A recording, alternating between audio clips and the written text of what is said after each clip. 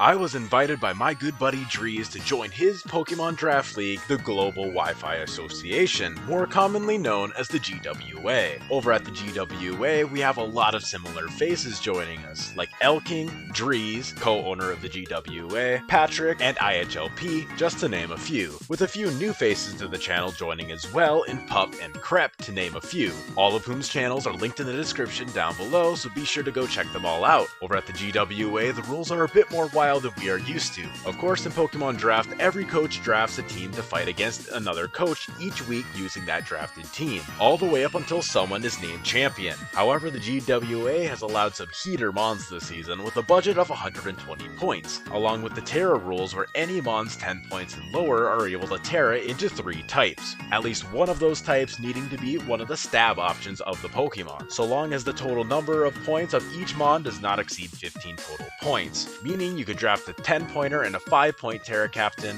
a 9 and a 6-point Terra Captain, or even 10, 3, and 2-pointers. I was blessed enough to get the 3rd pick of the draft, meaning I had a very wide range of high-powered threats to pick from. And with this mon not always being allowed in other leagues, on top of being one of my favorite newer gen mons, I absolutely needed to pick up Palafin as my round 1 pick. Palafin being rated at the max of 19 points is definitely justified, because while its base form doesn't look all that impressive, upon switching out of battle, it transforms into its Hero form, a massively powered Pokemon with the capability to output insane amounts of damage. When you add its insane attack stat, a massively powerful 120 base power stab option, its signature priority Jet Punch, and a wide range of incredible coverage and utility moves, I made it out of round 1 with a massive smile on my face. However, no matter how powerful Palafin is, I need to keep it supported with a solid follow-up option, with me needing to wait 22 picks until my next turn again. There's no guarantee I would get what I had planned.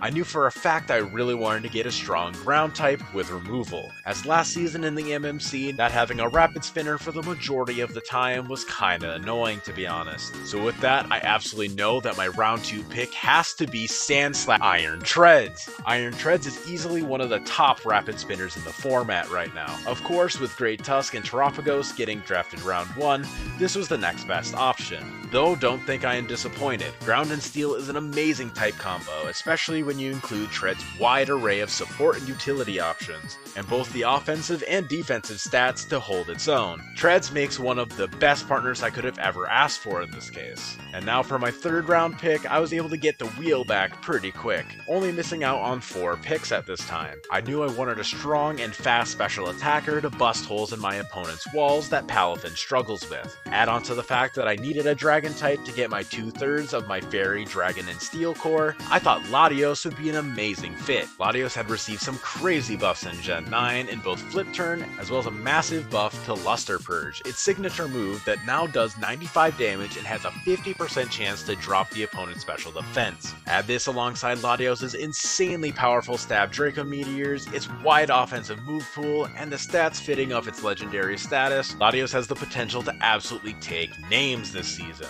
Sadly, with so many turns until my next pick, every mon I had planned to implement to beef up my speed tiers was taken from me. First Meowscarada, then Cinderace, and then my beloved Sneasler. However, there was still one incredibly fast breaker left on the board, one I have never had the opportunity to use yet, so I am proud to welcome Weavile as my 4th round pick. Initially in Scarlet and Violet, Weavile was an absolutely neutered, Game Freak removing both Triple Axle as well as its trademark knockoff. However, in the DLCs to follow, Weavile has been given back both of these moves, making it return with a vengeance to continue throwing around its massively powerful fast-hitting attacks, making a solid fit on the team to both smack the grass and ghost types that Palafin and Latios respectfully don't love to switch in against. This element of fast mons to aid in taking care of the mons Palafin doesn't love to deal with, I of course needed something to handle bulky waters, and with my initially planned Kilowattrel being stolen right out from under me, I pivoted into Raikou as my next best option. Known for its signature calm mindsets in earlier generations,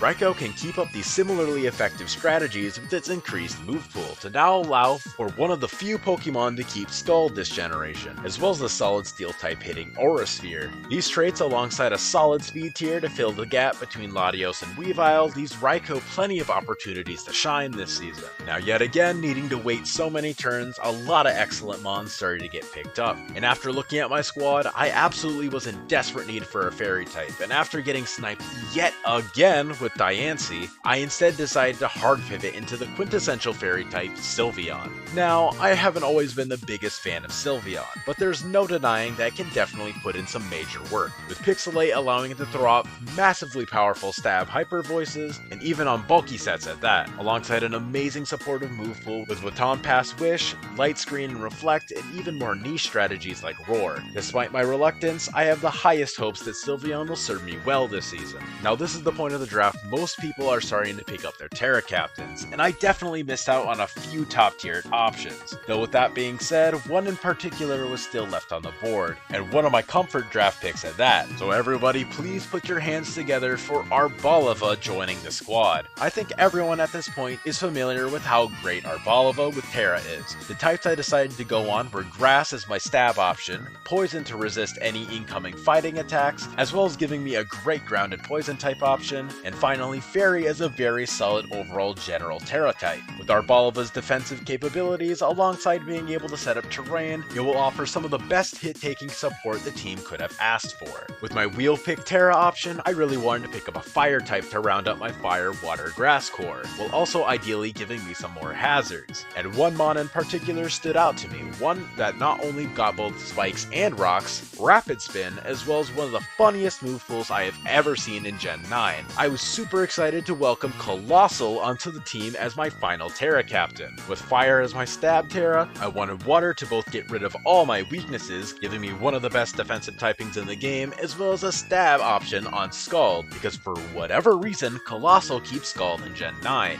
And Ghost is my final Terra type option, as it gives me a mon to potentially block spin, as well as an immunity to fighting types, which is always useful. Now, coming up on my final two picks, I noticed I had a massive gap in my speed tiers that I really needed to fill. Add this alongside my lack of a flying type and a ghost type, I decided Drifblim would be an amazing role player here. As mentioned before, Drifblim basically does exactly the bare minimum I need it to. Offer me types I don't have, and fill a speed gap. However, don't count this guy out, because it is insanely annoying with unburdened sets alongside Arboliva's grassy terrain, especially when you account for its insanely annoying utility move pool. Drifblim may not always be the star, but I guarantee when it comes, he's gonna make a name for himself. And for my final pick, I wanted something that could offer me a bit of value, and with 9 points and not being able to Terra, there weren't too many things I was super interested in outside of possible more pivoting options and toxic spikes. So that led me to my final pick, Revavroom coming out to play. Despite its quad weakness to ground, Revavroom is surprisingly bulky, thanks to its filter ability, especially when you take into account grassy terrain having the damage of Earthquake. Throw on Parting Shot and Toxic Spikes and you already have exactly what I was looking for. However, when you take into account how well it handles fairy types and its ability to set up with shift gear and swing the tide of battle with a single turn, and I'd say Revavroom is an excellent way to round out this season's team over at the House of Mouse. Of course, tell me what you think of the team in the comment section down below, and don't forget to drop a like and subscribe to the channel to not miss out on a single week of this season over at the GWA. Massive thanks to Dries for inviting me, of course, and like always, please go check out all the fellow coaches in the description down below, and I will see y'all next week. Peace.